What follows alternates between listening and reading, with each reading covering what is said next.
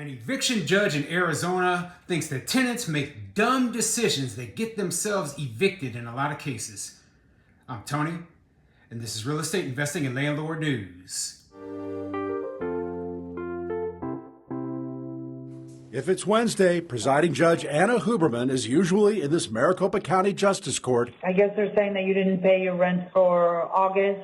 Correct. Trying to decide if a renter should be evicted. The number of county eviction filings are as high as they've ever been. We do want the litigants to be aware of what they need to do, and if they're doing something wrong, how we can fix it. All right, so I have an interesting article for you today, and it's going over the insights of an eviction court judge in Maricopa County, Arizona. Now, that's the county where Phoenix and Mesa and all the, main Phoenix metropolitan area are all located, right? So this judge probably sees a ton of evictions. I used to invest in Phoenix. I owned a small apartment complex in Phoenix. I sold back in 2020, made a huge profit. So, this story, this article, it really does relate to, me and, I know the area, and it just, none of this stuff really is very surprising. So right now, Phoenix is going through just skyrocketing numbers of evictions as, inflation has increased, as the economy has taken a turn. Things are getting back to normal after the pandemic and all that. And a lot of people, they're struggling right now. They're struggling to make the rent, and landlords, they deserve to get their properties back.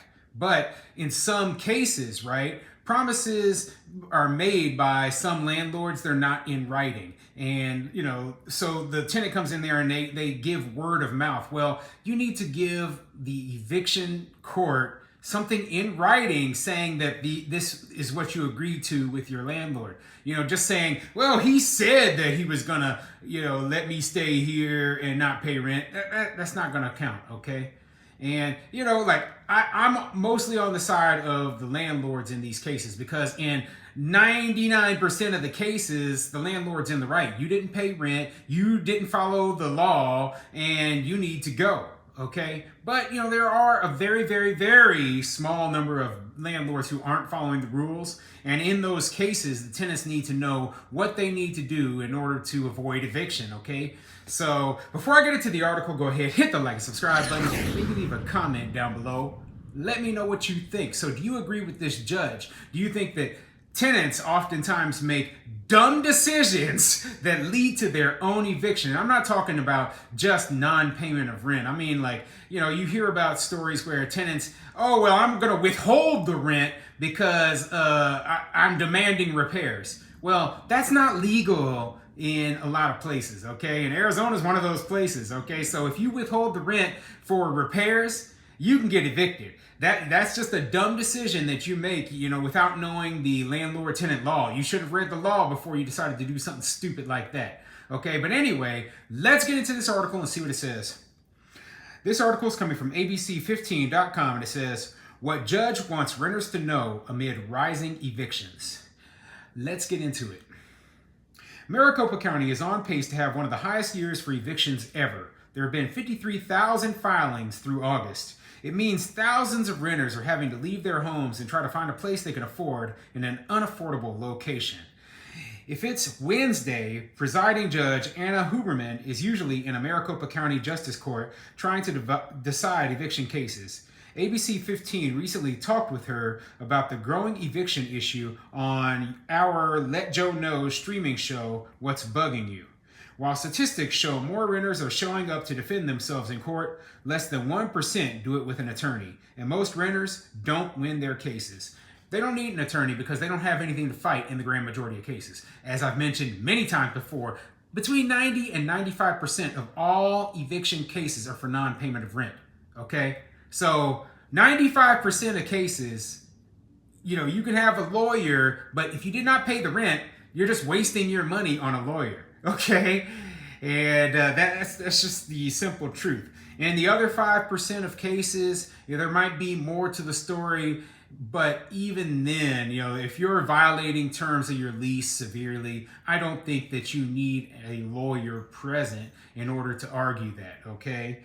A lot of landlords, they represent themselves as well. They just go to the eviction court, They present their case. They know the law well enough so that they're able to do that. But, you know, me specifically, especially when I'm investing out of state, I don't know the local laws. I don't, you know, I just don't.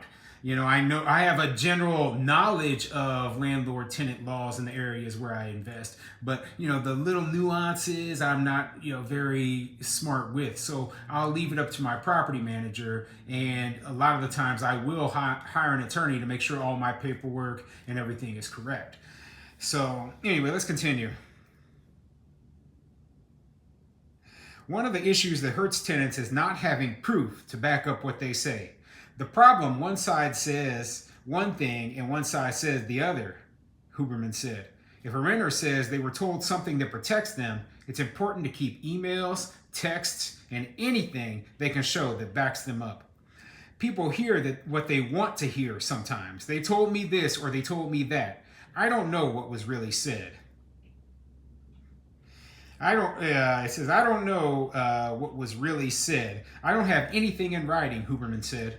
Tenants can win cases if they prove the landlord didn't follow a strict eviction process before and after filing. Yeah, so that's why I always say landlords should know the law and know, you know, exactly the steps they need to go through, especially in these states that are not landlord friendly, okay? If you're in California and you don't follow the exact procedure, well, you're screwed, okay? The tenant can end up staying in your property for even longer, and it's a very slow eviction process as it is. So yeah, know the steps that you have to go through to be able to get rid of the tenant correctly, you know, exactly the dates, the time periods, etc.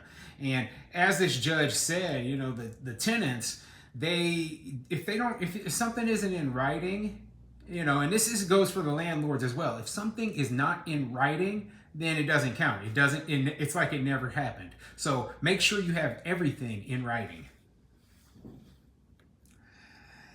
That includes getting a 5-day non-payment notice before an eviction can be filed. It gives renters a chance to pay, work out a plan, or leave. Huberman says sometimes tenants make choices that hurt them, like withholding rent payments until the landlord makes repair. You can't just say, I'm not going to pay it because you didn't do this, she says. If you want to stay in your place, follow the rules for reporting repair issues, pay the rent, and work on the reimbursement separately. Exactly. Okay?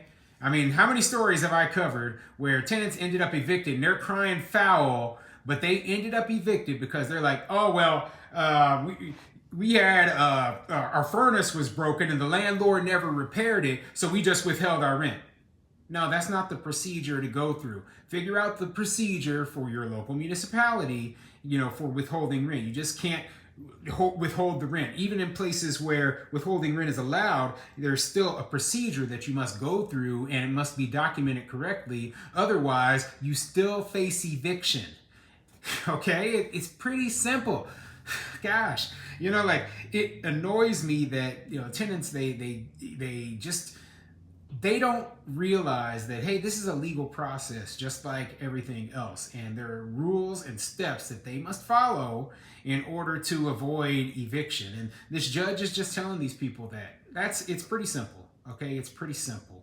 So interesting article. There is a video, I think, that goes with this article. I'll just put the link to the article in there if you want to check out the video at a later time.